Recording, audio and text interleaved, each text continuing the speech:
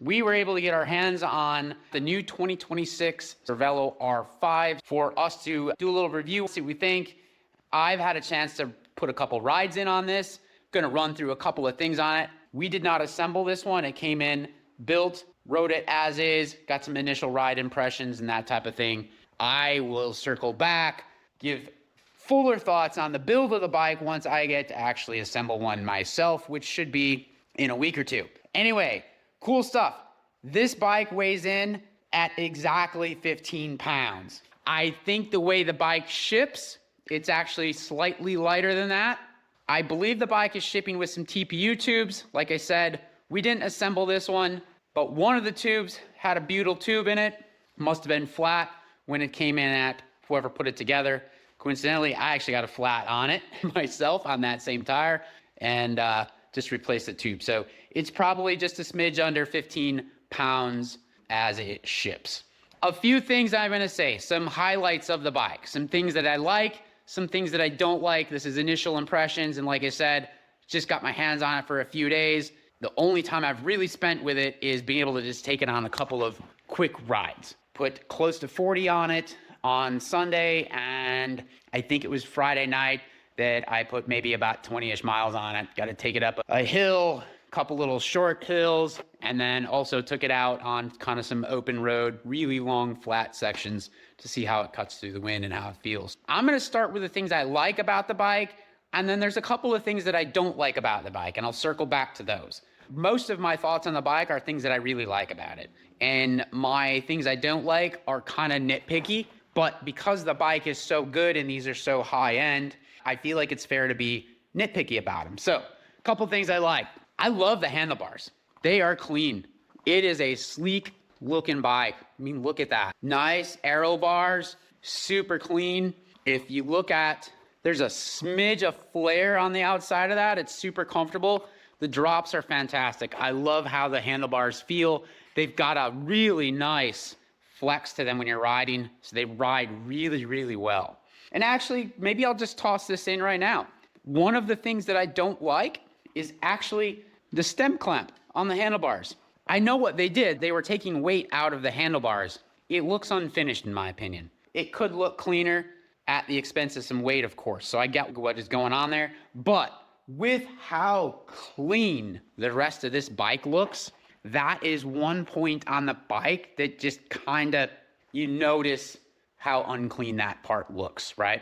Because on the seat post clamp, super clean. They kind of got a wedge in the back side here. I think this is really good. I like it. I will say, whoever put this one together was extremely generous with the carbon paste, and the sucker's locked in there. When I went to move it, it's pretty tight. I don't think it needs as much carbon paste to hold that post in there. So there's probably, whoever put it together put enough carbon paste in there that it probably will hold up without the wedge at all. Some other things that I like about the bike, that bronze lettering of the Cervelo that was on there. The pictures online make it look a little gaudy and loud, almost kind of a gold color. It's not at all. This is the 5 black paint and that bronze color.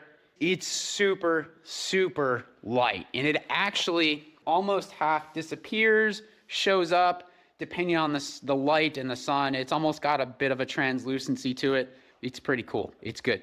The wheels are great. It comes with 26s. If you like a bike that feels like you can dance with it underneath you, this is one of those bikes. It feels super light because it is light. It's agile. I've been spending time on aero bikes. Love them. They're fast, but I really liked how this bike felt. I almost feel like this is my style of bike over the aero bike. Like I said in one of my ride videos, if you got space for all of them and you can afford them all in the budget, just get them all. So you got the right one to ride for whatever you're gonna do. But I personally like riding these Corsa Pros. These are the Corsa Pro speeds. I'm a tubeless guy. Maybe there's a place to run TPU tubes. I don't know. Those Corsa speeds, they're pretty fragile though. I could see a lot of people switching these over to GP 5000s. I like the tan sidewalls on stuff too. This bike probably looks pretty good with all black tires as well. The other thing I do dig the stock seat. That Pelogo Nago, I like that seat. I have that seat currently mounted on my Time 80HX 45. I think it's a good seat and it's pretty comfortable. The other thing I like about it, it's got the 4ii power meter on it instead of using Shimano. That's a good call. I've personally never used the Shimano one, but everything I've read about it, and I've never actually, I don't think I've ever had one come into the shop, because based on all the reviews out there, nobody wants them. So I'm happy that they included the 4ii power meter. I think we're at a place in time now in the industry that if you're gonna sell a bike at this level, it needs to come stock with a power meter. Somebody's gonna probably be adding it anyways. In rare occasions, I have had high-end bikes come into the shop where somebody has a power meter on it and they really don't care about it, but they bought that high-end bike. So yeah. One of the things I do like about this frame, for some of you out there, you're gonna hate this. You think it's ugly, this high stack. Personally, I like it. So this seat post is set for my height right now. The way this bike is sitting on the trainer, it's a bit up. I like that with the stack height of this frame, Cervelo's designed this so you can run 52 millimeters of spacers there under the stem. I'm long-legged, I have a long inseam. That gives somebody like me, and I'm not young anymore, I'm not that old, but I'm in my late 40s, and I'm coming away from wanting to ride crazily aggressive. So me riding this bike, and I'm just shy of 5'10", just about 5'10". This 56, it kind of almost fits me like a glove. I was kind of expecting it to be a little long. There's some bikes lately, I've been kind of migrating to 54s, but then I deal with a stack height issue because of my inseam being so long. This bike fit really well. That said, I probably could remove some spacers out of this stack and lower those bars. The bike in general, one of the most natural feeling bikes I've jumped on in quite some time. I've been on a lot of different bikes because we own a bike shop, and most bikes that come in and out of the shop after service or build, I do a audit test ride on myself, personally, just to verify the assembly, check brakes, shifting, and verify any service work that's been done. I'm gonna do another video at some point talking about SRAM versus Shimano. This bike has a Shimano DA2. We all saw the wireless Shimano stuff come out on mountain bikes. We saw it come out for gravel.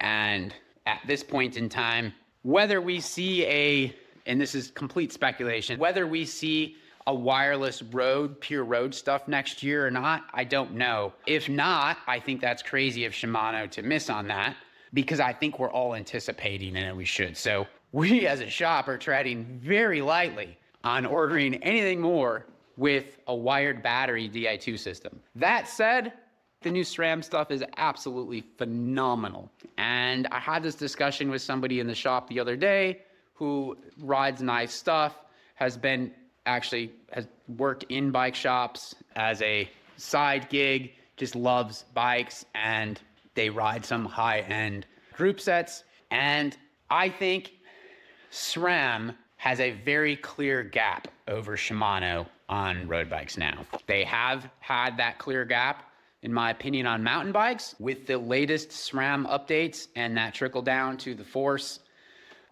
brakes, they're up on this Soloist right here.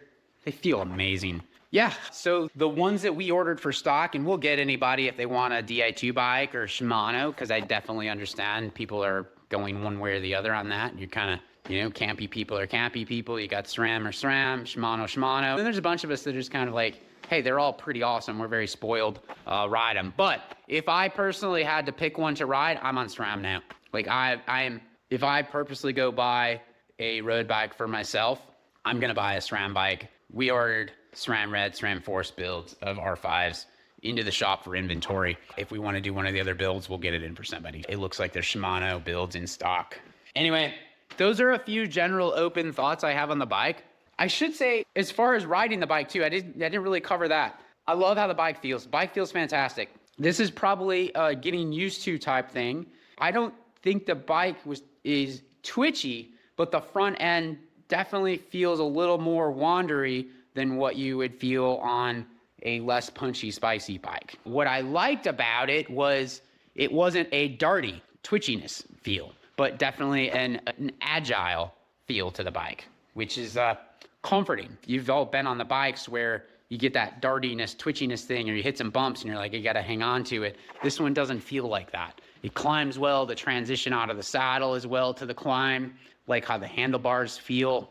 And in a straight line, it's really fast still too. It's a fantastic bike. Anyway, like I said, when we get our own builds in and I get my hands on them and get to do the assembly, I get to put this whole thing together and run the hydraulic lines through the bars and that type of thing, put the seat post in myself, install the wedge, line the brakes up, do all of that stuff.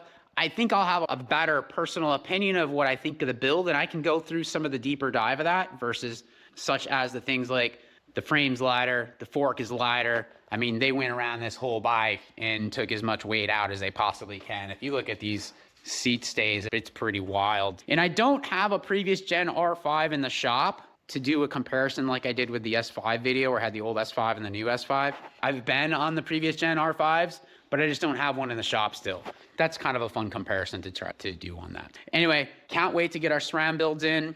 I'll do another video. We'll do another deep dive of it, and I'll go through more about the assembly of it. And the more I do of these videos, I feel like the more I'm getting a little more comfortable and kind of knowing what maybe y'all want to see out of it. If you have any suggestions, things that you want to see more out of it, or things you want me to talk about in these videos when I show these bikes or when I go do a ride review, drop it in the comments and I'll make sure I cover that stuff. If there's something you think I can do a better job of, let me know. Anyway, y'all have a good one and we'll see you next time.